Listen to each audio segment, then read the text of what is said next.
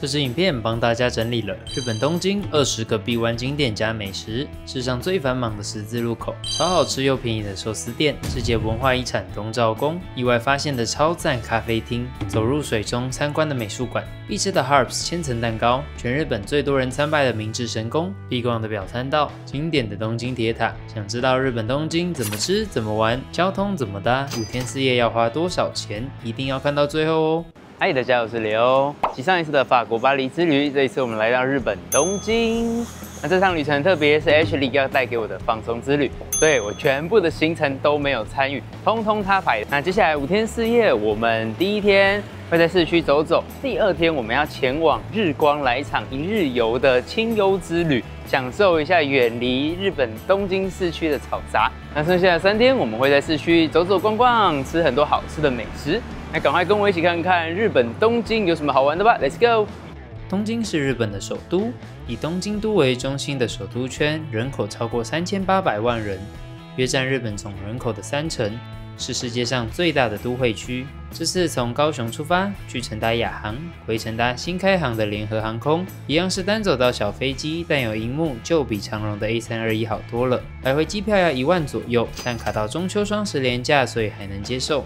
今天開場還蠻順利的，原本預計12點55分才會降落成田機場，結果我們的飛機提早起飛，然後提早降落，大概12點10分的時候就已經到成田機場。然後我們到55分的時候，其實已經出來了，因為我們只拿了2卡登机箱，所以我們出關速度非常快。我們已經換好我們的 Skyliner 票，然后1點16分要去上野，要先找到這台機器。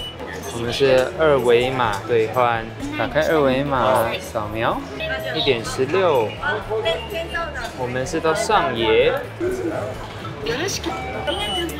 2張票就拿到了 ，Skyliner 的換票機台就在闸口旁邊而已，搭車前往上野嘍。因為我們買的 Skyliner 啊，它是有附24小時的地鐵券，所以我們就要找到這種售票機台，然後再按 QR code 去兌換我們的24小時地鐵券。我們來到日本東京的第一餐，這一間花山烏冬，它是日本橋店，聽說人會比較少。我剛剛看了 Google 評論，有4.4顆星，蠻高的，而且還有人評論說是來日本必吃的烏冬麵，來吃吃看。這一間是掃 QR 碼點餐，它有繁體字哦，還不錯。今天點的是這2份餐點，鬼蛇川是比較粗麵，然後另一種烏龍麵是細麵。我點的是這個他們推薦的粗麵條，那我要先沾這個是芝麻醬。它的鬼蛇川麵真的是很 Q 彈哎，而且它是冷麵哦，吃起來那個 Q 彈的口感超讚。那這個芝麻胡椒醬吃起來的時候，除了吃到濃郁的芝麻香以外，還有一種微辣的胡椒味。Ashley 一般的芝麻醬呢，就是比較一般的口味。我覺得比較有特色的是這個日式芝麻胡椒醬，這個更厲害。醬油的啊，它是有一種比較清甜，吃起來很爽口，然後沒有那麼重口味的，而且它吃起來有一種淡淡的甜香，還不錯吃。然後現在來吃最後一個是咖喱醬，咖喱醬不同於其他3種，它是熱的，冷面沾熱咖喱哦，不同的風味。咖喱醬是屬於比較重口味一點，那我自己是覺得咖喱比較適合配炸豬排，所以我覺得今天的第1名是這個黑芝麻日式胡椒，超好吃的哦。现在我要來吃炸天婦羅，天婦羅的話它有炸蝦、南瓜，還有茄子。那我先來吃炸蝦好了。天婦羅蠻好吃的，麵炸得很酥脆、很薄。不会很厚重、很油膩的感覺。我剛剛沒注意看，我以為這是茄子，這其實是香菇哦。所以它總共天婦羅拼盤有4種，菇類的味道反而是最重的。我自己沒特別偏愛香菇，覺得還好。要怎麼前往五代目花山烏冬日本橋店呢？搭地鐵到日本橋站 C4 出口，步行2分鐘就可以抵達。現在吃完烏冬麵，我們要來入住今天的飯店，這一間 Via Inn 日本橋人形町店，看起來還不錯哦，一如既往的乾淨。我們上次去大阪也是住這一間，這邊有行李秤，然後還有自己寄放行李的區域。這間飯店超乎我預期的好，因為呢，東京市區走路4分鐘能到地鐵站的飯店，居然這麼大，這一區直接可以在這邊打滾呢，超大的這一整個，而且它的床不是靠邊邊的哦，它兩側都有走道，在牆邊那裡還有一個小平台可以置物。所以我覺得它的置物空間跟整體的環境都非常大，而且廁所的空間也很大耶。這間真的有驚豔到我，而且一個人一個晚上只要1500多塊，非常划算。我大推這間飯店。那它唯一的小缺點大概就是這個窗戶打開之後呢，是面向隔壁的大樓，所以說採光有，但是 view 沒有。要怎麼前往 Via In Prime 日本橋人行町呢？搭地鐵到人行町站 A6 出口，步行4分鐘就可以抵達。中午吃完烏冬麵之後，我們回飯店休息，睡了大概1個多小時的午覺。現在晚上出來，我們要來逛澀谷。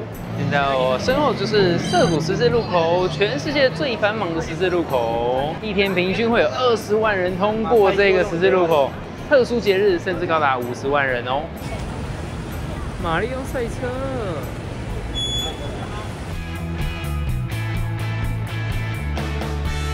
那我們今天在澀谷簡單的逛一下，等下吃完晚餐，我們就要趕快回去睡覺啦。因為明天呢是這一趟東京5天4夜自由行的重點，就是到日光去1日遊。澀谷的 PARCO 感覺比北海道的 PARCO 還要大間蠻多的，看起來也是蠻好逛的。這間 PARCO 看起來非常的時尚。感覺已經超越我們的認知了，每一間店都是蠻有風格。百貨公司裡還有美術畫展。現在我們來到 Pet Paradise， 來幫我們家多毛看看有沒有什麼好玩具或者是衣服可以給他穿的。哇，還有各種玩具耶，感覺每個都好適合多毛哦。它這種是硬硬的邊，所以說很適合讓狗狗咬，不然我們家的那個玩具。一天都被它破壞掉，我決定買這個史迪奇的給多毛，因為我們家多毛也是狗狗，很適合這個外星狗史迪奇的咬咬玩具。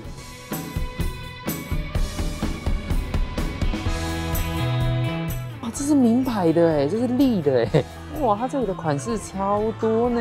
然後再買這一件帽 T 給多毛，讓它去山上露營的時候可以穿。每次到日本呢，就是穿身上一套衣服，然後再帶一件預備的衣服，剩下的就是當地直接買。现在直接到這間 GU 來買接下來3天要穿的衣服。我們剛剛 GU 沒有逛飽，現在來 Uniqlo 看看。Lawson 大採購，我們的晚餐，我們 Lawson 必買的炸雞，然後2個主餐，明天的早餐。當然，甜點也不能少，火腿生乳酪，還有一大罐的牛奶。要怎麼前往澀谷十字路口呢？搭地鐵到澀谷站 A8 出口就可以抵達。那早安，今天東京第2天，我們現在要前往日光。日光位於日本栃木縣，距離東京市區不到2小時車程，有世界文化遺產日光的神社與寺院，還有壯麗的自然景觀，是一座被山林與歷史包圍的城市。現在我們走到人行町的地鐵站，離我們的飯店走路4分鐘而已，蠻快的。然後坐個捷運過去，大概10分鐘就能到淺草。地鐵24小時的券一樣還可以繼續用，這是交通費算蠻省的。然後我們已經買好日光的周遊券，所以呢，交通也全部包在那一張券裡面。我們要趕早上7點的那個特急列車。那現在我們已經到淺草了，要走到東武線去搭。如果你沒有買特急券的話，那你就是只能搭一般的列車，那大概要3個小時。時間就是金錢，湯姆就是瑪麗。我們決定就加買這張特急券。我們的東武特急蠻新的。我們抵達東武日光站，現在早上9點。那我們一出來呢，這裡就有巴士。我們要先去東照宮，要去2B， 到這一邊來搭車。我們2B 月台10分的車，剛好來了。這邊也有寫可以直接掃描 QR code， 我們的 Nikko Pass。哇，這裡的走起來路感覺很清幽，而且這種是現在都沒有人，有點像是阿里山的感覺。有啊，有點像哦。從這個大上坡走上來，我們就可以到達東照宮的入口了。那現在我們來到了東照宮，這一次此行的重點。那它有超過400年的歷史，同時也是世界文化遺產。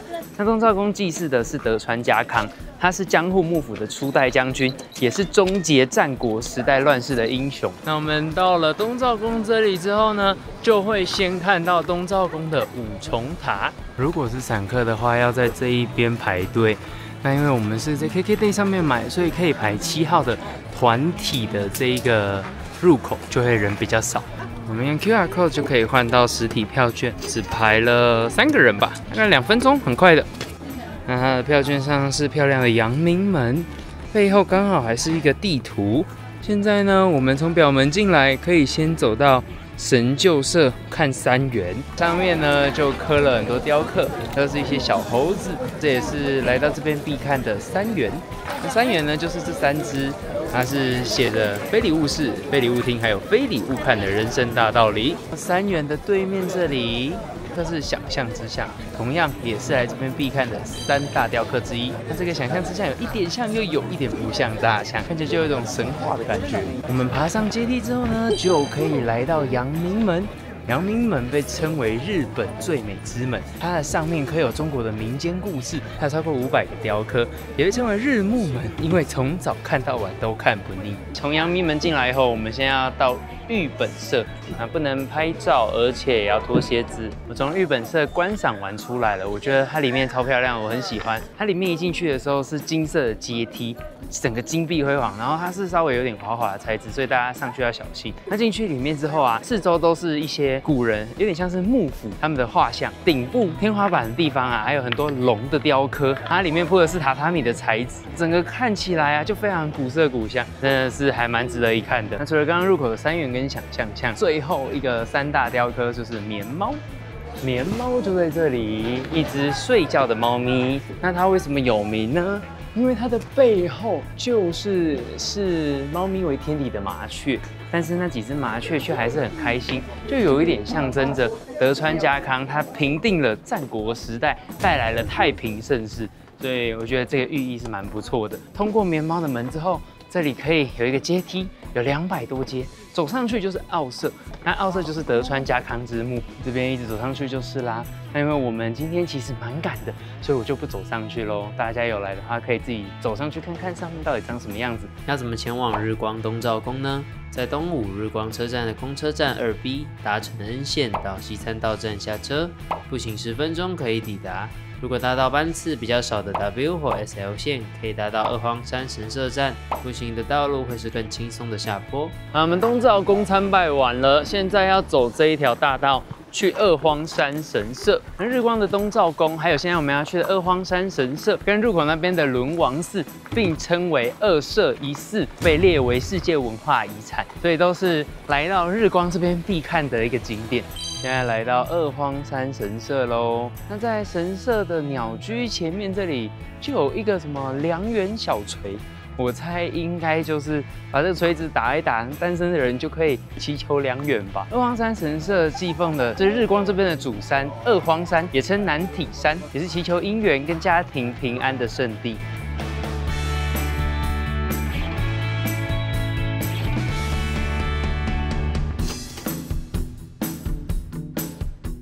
要怎麼前往二荒山神社呢？可以日光東照宮逛完步行過來，或搭公車到二荒山神社站都能抵達。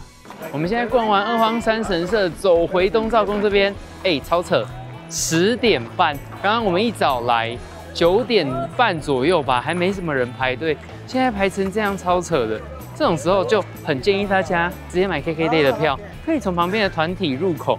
我看團體入口只有一樣，還是沒什麼人。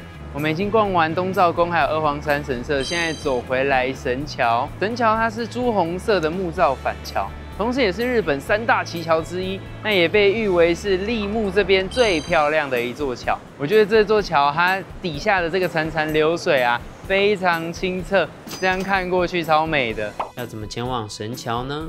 可以逛完東照宮慢慢走下山，或搭公車到神橋站都能抵達。現在開始有點小飄雨，剛好半路看到一間好像還不錯的咖啡廳，我們去裡面休息一下，順便避避雨，吃點東西。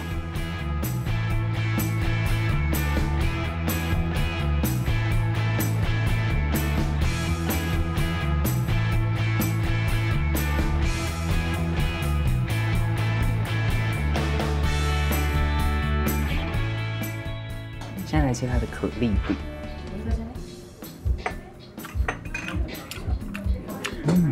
饼皮超薄，然後带有一點淡淡的檸檬香，吃得出是很天然的味道。這個冰淇淋是豆奶口味，我第一次吃到哎。豆乳冰淇淋超好吃，豆乳香非常濃郁，而且帶有一點點甜甜的味道，但又不會死甜，非常爽口。它的抹茶是屬於清爽型的，但是又不失抹茶的風味，我蠻喜歡喝的。它的福吉茶拿鐵則是比較濃郁版的，在這種有點稍微涼涼的天氣，喝熱熱的福吉茶拿鐵也還蠻不錯的。我超喜歡這一間店的，它非常的有日式氛圍。然後我們坐在這種榻榻米的位置區，然後角落的光線灑進來，非常的舒服，搭配舒緩的音樂，而且它整間店裝潢都非常漂亮哦，天花板還有一些畫作，然後它的餐點也是都很天然，而且很好吃，推薦大家可以來這一邊享用一下下午茶。要不是這場雨，我們也不會發現這間好店。要怎麼前往 Margaret Coffee 呢？整橋逛完，走3分鐘下坡就能抵達。我們繼續往車站走呢，路過這一間烤團子三福茶屋。它的團子超大一顆的，我們決定買來吃吃看。它有2種口味，還有3種醬汁。我點的是醬油口味的。這醬油味蠻重的，我覺得它的醬油是真的還蠻不錯吃的，鹹甜的，吃起來算是跟我以前吃過的烤團子算是不太一樣，而且它超大顆的。大家有經過的話，可以買一串來吃吃看，450日元。要怎麼前往三福茶屋呢 ？Margaret Coffee 吃飽後走7分鐘下坡就能抵達。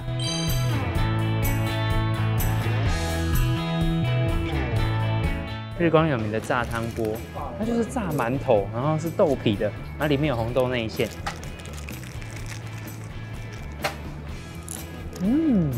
它外面有撒上一點鹽，它的表皮是炸得蠻酥脆，然後裡面的這個紅豆餡很綿密。我覺得撒上那一點點的鹽是有一點畫龍點睛的效果，感覺吃起來更有層次。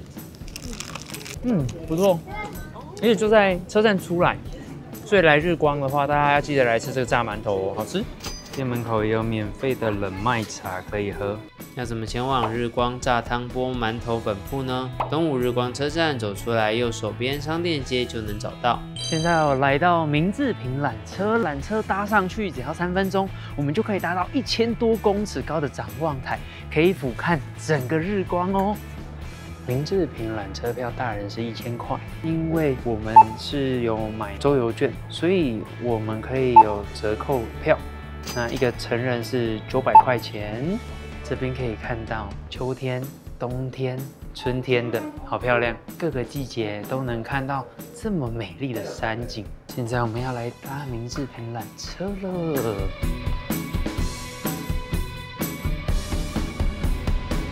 現在我已經搭纜車上來1373公尺高的展望台，這邊看過去可以看到日本3大名瀑之一的華岩瀑布，還有男體山跟中禪寺湖，所以整個山景也是很漂亮。現在我們稍微有一點早，所以楓葉還沒有全部出來，只有一點點的楓紅而已，不然整片下去一定是更漂亮。然後在另一側的話呢，則可以看到我們山下的纜車站。所以如果來日光啊，東照宮看完，你想要看到有山景，然後有湖景，還有瀑布景的話，很推薦這一個明治平纜車站，然後可以搭上觀景台來直接俯瞰整個漂亮的美景。但很可惜今天稍微有點毛毛雨，所以視線比較差一點。我們趕快趕着搭纜車回去。我們要是再晚1個月，就可以看到秋天整個楓紅，然後華岩瀑布跟中禪寺湖，還有男體山。Oh my god， 超美！要怎麼前往明治平纜車呢？在東武日光車站的公車站2C，搭乘 C 線到明治平站下車就能抵達。明治平纜車回東武日光車站的路上，也會經過本來我們要去的華岩瀑布，不過當天雨下大了，我們就沒有去到。我們在中禪寺溫泉站下車之後，要走過來，這邊有一個寫到東武日光駅的紅色的牌子。他們就在這裡排隊。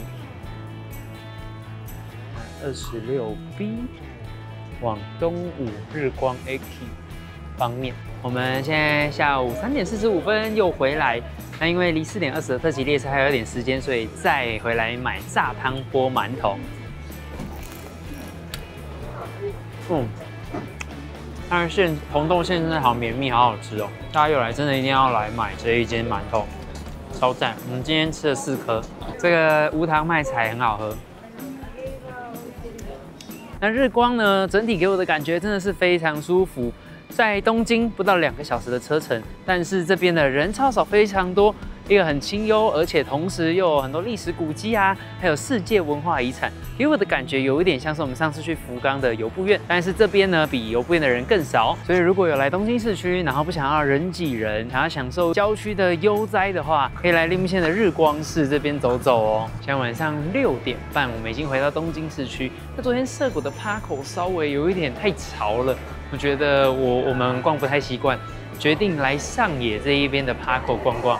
這一邊看起來各個品牌的那個包容性比較好一點。來日本就是要來Tiger逛逛啦！哦，這一間Tiger蠻大間的，來看看有什麼好貨。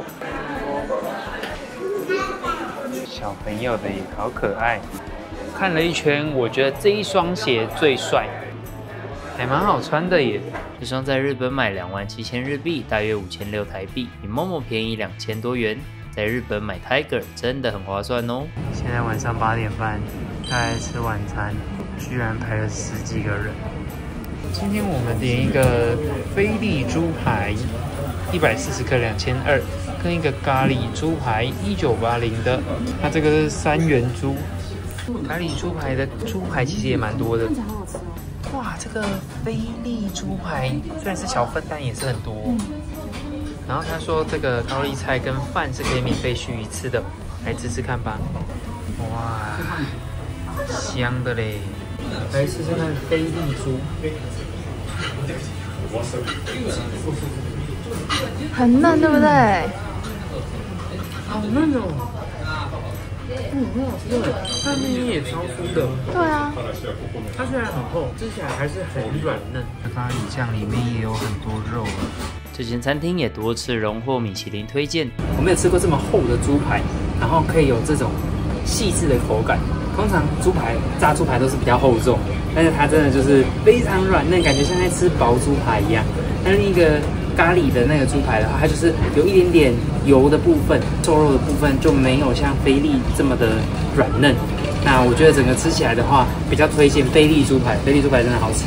那你覺得有必要排隊排那麼久嗎？算是在邊緣的，因為我們排隊半個小時，然後進去現在再等半個小時，排了1個小時，覺得偏久。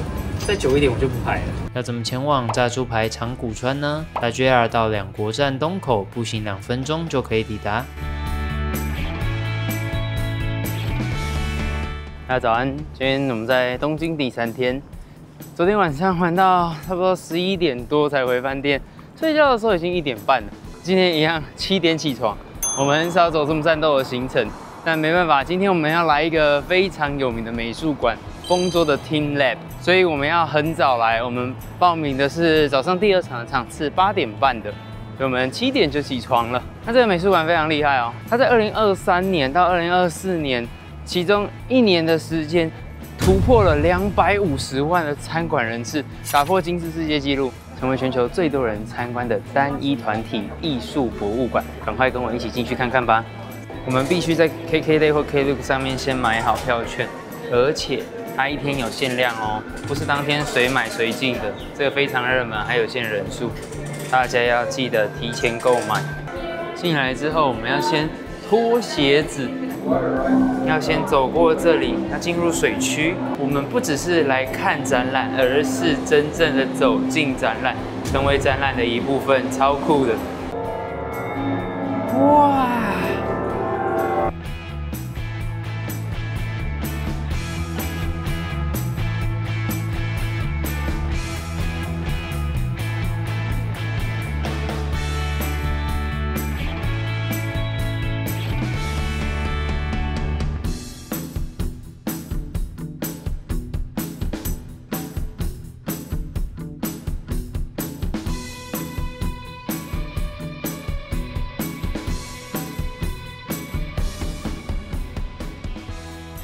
現在我們躺在地板上，看着天花板的花，哇，好漂亮啊！剛剛我們脫鞋子的是水區，那現在我們要前往 Forest 森林區跟 Garden 花園區了。哇，花園區有好多真正的蘭花哦，它們是土生土長在這個空間孕育而成的哦。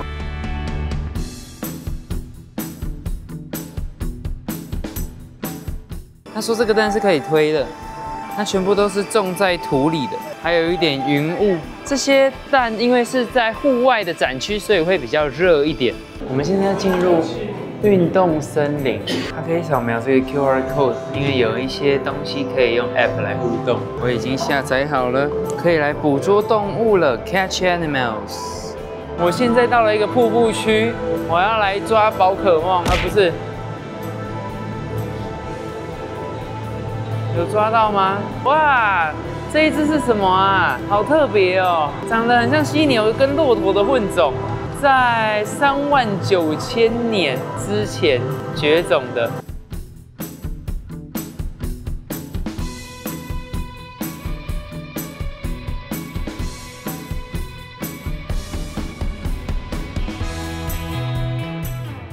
運動的森有很多設施可以玩，都很有互動感。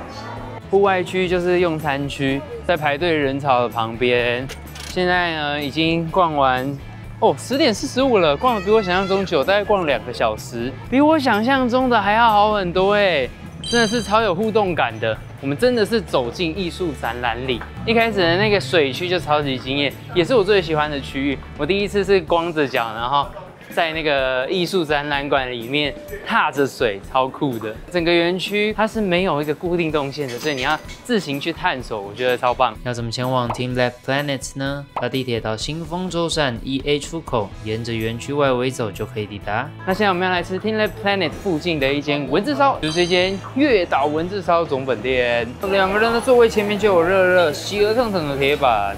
上完油之後，我們的明太子年糕文字燒，先上年糕，滿滿的明太子，哦。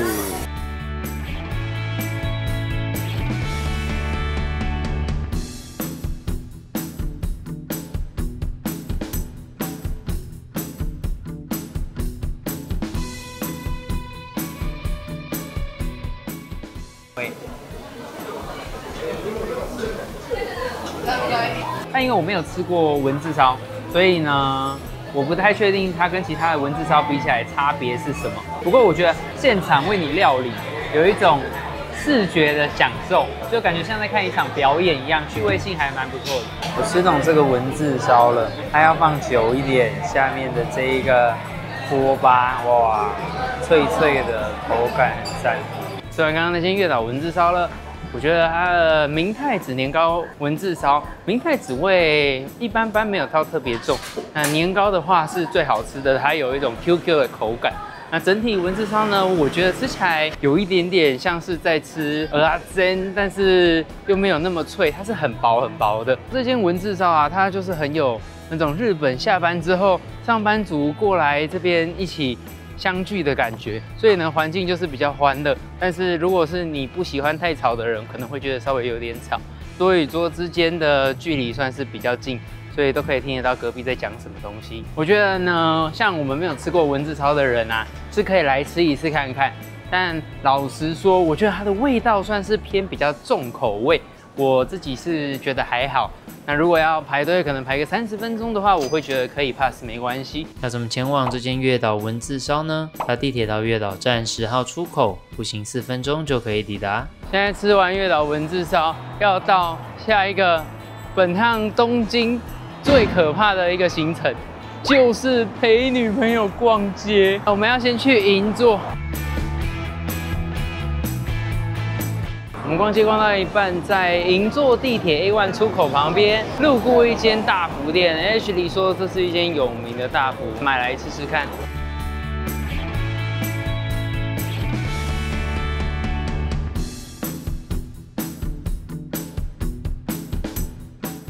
我我們剛剛吃完那個葡萄大福，我們都覺得很好吃。一顆雖然不便宜，要價大概100塊台幣，但那個裡面的葡萄真的有夠巨大的，大概這麼大顆，而且很甜哦。紫色那一個是最好吃的，季節限定的麝香葡萄沒有那麼甜，但也還不錯。然後大福的皮是屬於薄的，所以呢吃起來是很清爽，而且不會很厚重的感覺，都是吃到整顆果實的甜味，好吃。有路過的人可以去哦。要怎麼前往這間銀座大福店呢？搭地鐵到銀座站 A1 出口就可以抵達。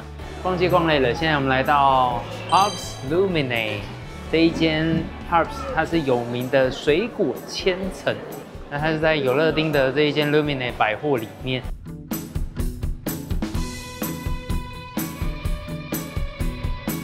今天我點的是5間套餐，包含很大一盤的意大利麵以及沙拉、半片蛋糕與1杯飲料。Ashley 點他們最有名的水果千層與熱茶。先來試試看5間套餐的沙拉，它沙拉其實蠻大一盤的，沙拉其實不算難吃，還不錯。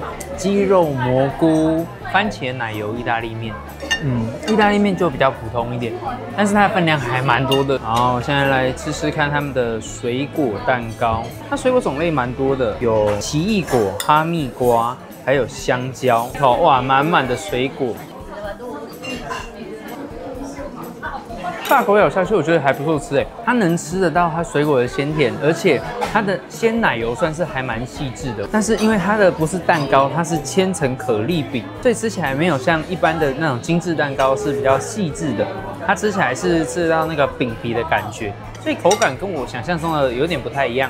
我覺得如果你喜歡吃水果的話，應該會蠻喜歡這一個，但是像 Ashley 他不喜歡吃水果，所以他就會覺得這個蛋糕對他來說普通。那我本人愛吃水果，覺得還不賴。以5間套餐來說，有一盤大的意大利麵，還有一盤沙拉，再付你1塊的蛋糕跟1杯飲料，2400日幣，算是很划算。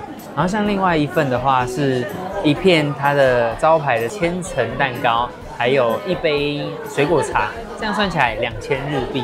所以，如果你是很餓的話，想要吃5間套餐，算是很划算。但它的5間套餐沒有像外面的那麼精緻，所以如果你沒有很餓的話，可以來點下午茶就好。要怎麼前往 Harps Luminate 有樂町店呢？搭地鐵到銀座站或 JR 有樂町都可以抵達。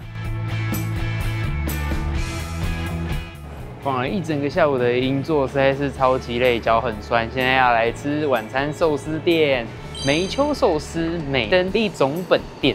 它是一間高品質而且很平價的壽司店，我們來吃吃看吧。等等，我要來吃這個銀座店限定的季，它總共有這麼多的壽司，而且都是比較高单價的，只要3500日幣而已。我們今天點的這一些6875元，它的話是有中文菜單的，有單點也有套餐，所以是選擇很豐富，可以點自己喜歡的。我是點這個節慶的，上菜了 ！Oh my god， 看起來太讚了吧！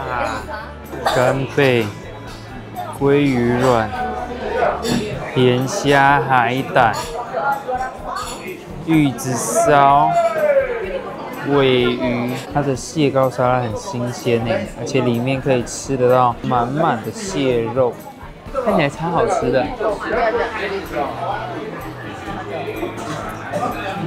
好好吃哦！跟海鮮茶碗蒸驚呆，裡面有鮭魚卵，還有海膽，哇！Ashley 的手還大，好扯哦！大家看一下這個比例，這不太對吧？好扯哦！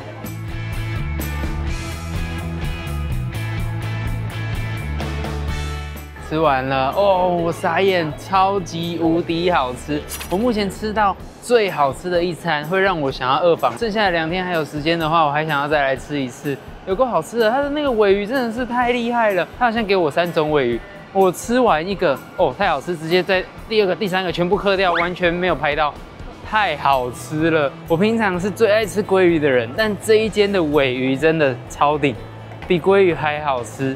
入口即化的感覺，再帶有一點鮮甜味。Oh my god！ 哦，愛了愛了！來東京銀座，大家不要錯過這一間壽司店哦，超讚的。要怎麼前往梅丘壽司美登利銀座店呢？搭地鐵到銀座站，步行8分鐘就可以抵達。大家早安，現在是我們在東京的第4天。那今天一早我們要來的日本東京景點是明治神宮。那現在我們從元素站走出來，就可以馬上看到這個入口鳥居。上一秒還在熱鬧的市中心，下一秒我們走進這一條南參道到明治神宮的園區裡，就會瞬間安靜下來。那這個明治神宮同時也是日本初詣，就是在新年第一次參拜的時候，最多人會來參拜的日本神社哦。那南參道進來走一下就可以到達九尊牆啦。那這邊有各式各樣的酒桶，這一側是清酒桶，那這一側呢是洋酒桶。這一些全部都是日本各地的酒商還有信眾要供奉給明治天皇的貢品。那之所以會有這一側的洋酒桶，是因為日本明治天皇他是極力推動於西化的，就是明治維新，所以當然也少不了洋酒桶來供奉他嘍。九尊牆再稍微往前走一點，就可以看到日本最大的木質明神鳥居，它高達12公尺。而且之前的舊鳥居還曾經使用台灣的千年神木，不過後來遭雷擊損壞，現在使用的是樹齡超過1500年的台灣扁柏。現在我們已經進來本店了，這邊真的是滿滿人潮，禮拜一還這麼多人。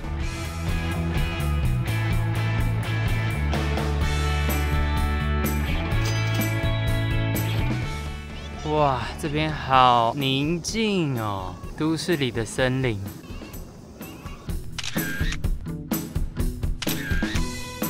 要怎麼前往明治神宮呢？搭地鐵到明治神宮前站或 JR 元素站都可以抵達。逛完明治神宮，現在我們要來吃午餐，要來吃這間 Toss Yard。它除了是咖啡廳以外，也是一間很漂亮的園藝店哦。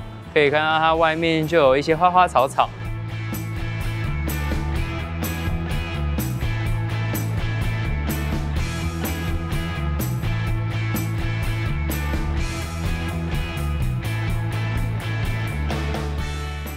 它的菜單很簡單，那我們今天是點一個 Today's Pasta， 它是蝦子口味的，然後再點一個 Toss Yard Curry， 他們的咖喱飯，我們也點小的，還有點一個 French Toast， 法式吐司。上菜了，沙拉、咖喱飯跟我們的 Pasta， 哇，法式吐司感覺好像牛排哦。好，來吃法式吐司，哇，它法式吐司好脆哦。而且上面沾滿了這個醬汁，好像是我吃過最好吃的法式吐司哎！它的外皮真的超級無敵脆，上面的那個焦糖汁，哇，裡面是非常鬆軟的吐司，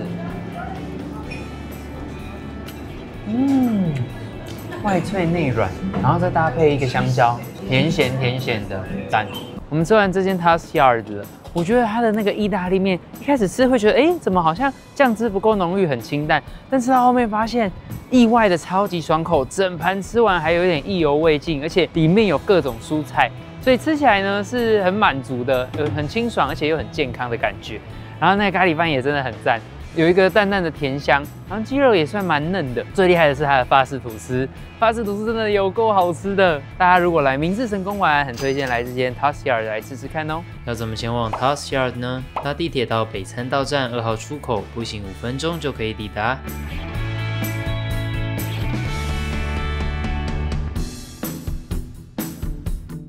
吃飽飯來到逛街模式。我們來逛這一間，哇！它一進來有夠浮誇的，門口就是滿滿的美樂蒂跟庫洛米貼紙，還有巨大的庫洛米充氣娃娃。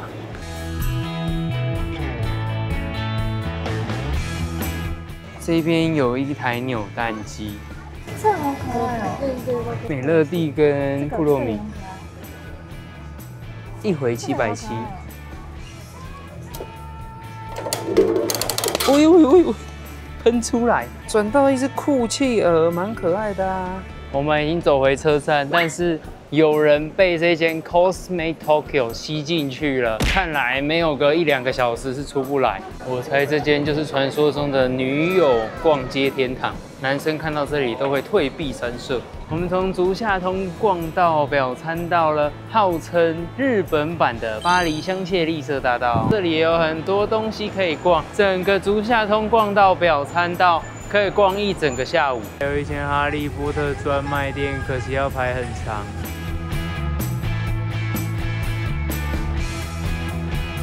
要怎麼前往表參道與元素逛街呢？表參道站到元素站中間，整條全部都能逛，一整天也逛不完。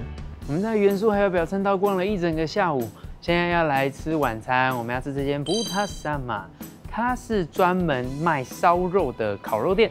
因為 Ashley 不能吃牛，但是現在是中秋節，我們就想說應景一下來吃個烤肉，就選這間豬肉專賣店。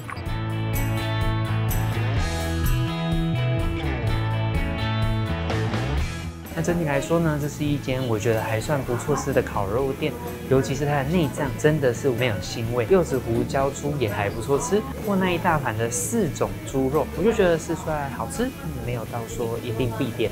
所以呢，推薦給如果來到東京想要吃烤豬肉，但他不敢吃牛的人，可以來這間烤豬肉專賣店來吃燒烤。但如果說你沒有要來代代木，我是覺得不需要特地跑一趟。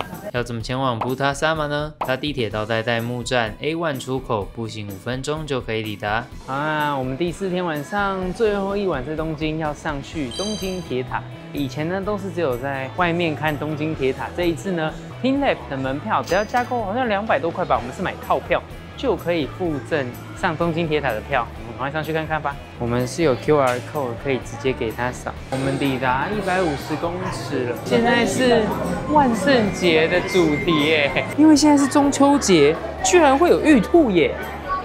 哇，看出去就是東京市區的夜景，也是蠻漂亮的呢。這邊一樣，底下可以看得到看出去的風景是什麼？除了看夜景，這邊一樣有勇氣挑戰設施哦。要怎麼前往東京鐵塔呢？搭地鐵到赤羽橋站，步行7分鐘就可以抵達。第5天回國前，到附近的日本橋3月，還有東京車站走走逛逛。這次買了東京車站的 Bulle Maris 原味焦糖烤布雷塔，非常好吃。開心果口味我覺得普通，好想吃現做的焦糖布雷塔，可惜要冷藏，而且一次要買3個，只好忍痛放棄。還買了常買的 Press Partisan 東京限定 cheese 口味不好吃，還是原味最讚。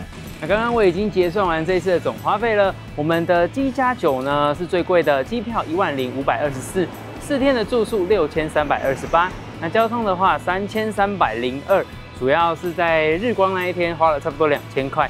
那門票的話呢，总共是1690。